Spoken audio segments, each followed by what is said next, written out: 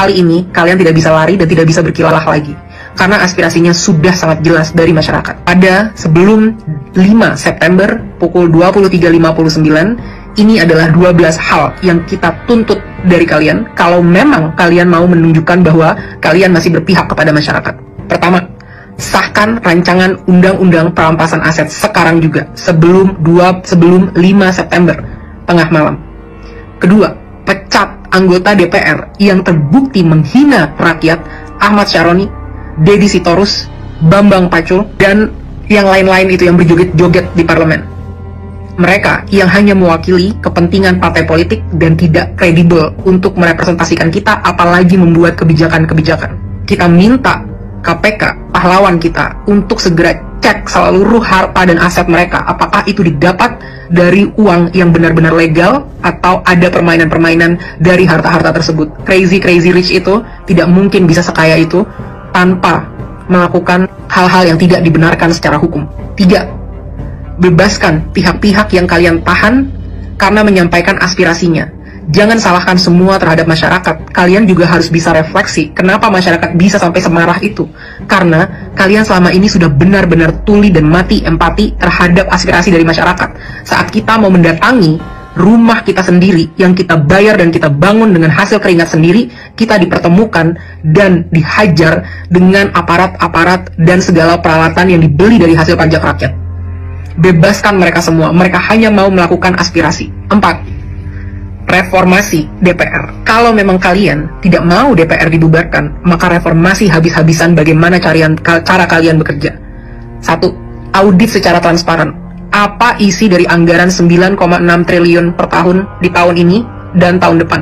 Apa itu? Setiap sennya kita mau tahu dengan jelas. Dan setelahnya, setelah 7 hari, kita mau kalian laporkan penyerapan anggarannya setidaknya setiap bulan kepada rakyat. Kita mau tahu apakah investasi kita itu benar-benar membuktikan dan memberikan kesejahteraan, atau ini semua hanya investasi bodong untuk kepentingan-kepentingan pihak-pihak tertentu. 2. Rampingkan segala anggaran. Tidak ada tunjangan-tunjangan ini, itu, tunjangan beras, dan lain sebagainya. Dan rampingkan jumlah anggota DPR. Bersihkan DPR dari pengkhianat-pengkhianat rakyat. Pengkhianat-pengkhianat bosnya sendiri. Potong semua anggaran yang tidak urgent untuk kesejahteraan masyarakat. Rapat-rapat, kunjungan kerja ke luar negeri, patwal, dan semua itu tidak ada hubungannya dengan kesejahteraan masyarakat. Hentikan budaya gila hormat, karena kalian semua adalah karyawan. Bertingkahlah seperti karyawan. 3. Tolak mantan napi korupsi sebagai anggota DPR ataupun anggota BUMN. Tidak ada lagi penghargaan terhadap pengkhianat bangsa yang merampok kekayaan rakyat. 4. Hapuskan semua perlakuan istimewa yang menciptakan kesenjangan antara rakyat dan parlemen, yang membuat parlemen mati empatinya dan tidak mampu membuat kebijakan yang berpihak kepada rakyat. Contohnya, bayar pajak tidak boleh lagi ditanggung oleh APBN, harus ditanggung oleh individu. Kita tidak mau lagi melihat ada pengawalan khusus terhadap anggota parlemen. Mereka harus bertingkah layaknya masyarakat. Semua hidup kita urgent, apalagi kita yang bayarin gaji kalian dan infrastruktur dan operasional keberlangsungannya negara ini. Kita yang lebih penting dibanding kalian. Transportasi, tidak ada tunjangan mobil, cukup tunjangan untuk naik transportasi umum. 4. Hapuskan pensiunan seumur hidup bagi para anggota-anggota DPR yang masa kerjanya hanya 1 periode. Kita tidak mau lagi membayari mereka sampai akhir hayat kalau memang mereka tidak mau mengabdi dengan tulus kepada masyarakat. Kedepannya, kita mau KPK atau BPK untuk meninjau dan memeriksa harta dari segala anggota DPR, dan kita mau transparansi yang besar-besaran. Semua rapat-rapat, diskusi, kita mau itu ditunjukkan live secara online ke rakyat. Bahkan kalau bisa, rakyat harus selalu boleh masuk ke gedung DPR untuk mendengarkan dan melihat apa yang karyawannya sedang lakukan. 5. Tunjangan gaji dan tunjangan-tunjangan yang lain, total take home pay, total yang bisa kalian bawa pulang, tidak boleh melebihi 5 kali upah minimum UMR nasional dari masyarakat. Harus jelas kemana setiap anggaran-anggaran ini, dan kita mau jelas berapa yang diterima. Tidak boleh lagi ada kesimpang siuran yang berkata ada yang menerima segini, segitu, dan lain sebagainya. Harus jelas berapa yang diterima sebagai take home pay, kita harus tahu itu. 6. Tetapkan KPI, Key Performance Indicator, yang terukur bagi anggota DPR sebagai standar kinerja. Berapa RUU yang harus kalian sahkan, berapa RUU prioritas, dan lain sebagainya, harus dengan aturan yang jelas. Kedepannya, evaluasi dan pecat anggota-anggota yang tidak bisa bekerja dengan benar, yang tidak datang saat-saat rapat, yang tidak bisa menghasilkan RUU yang diminta oleh rakyat. Laporkan semua progress, achievement, challenges secara berkala kepada rakyat. Kita berhak tahu apa yang terjadi di dalam ruang DPR.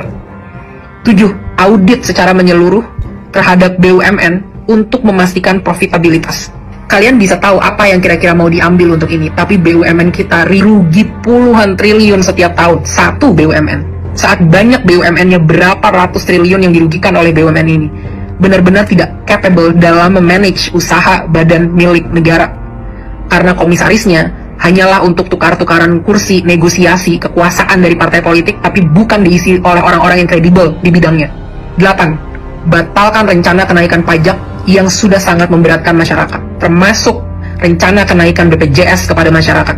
Berhenti mencekik dan memeras kita, saatnya kalian bekerja. 9.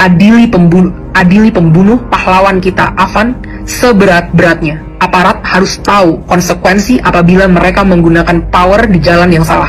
Negara harus menanggung dampak dari semua ini, karena semua ini terjadi karena kegagalan kalian menanggung keluarga dari Afan.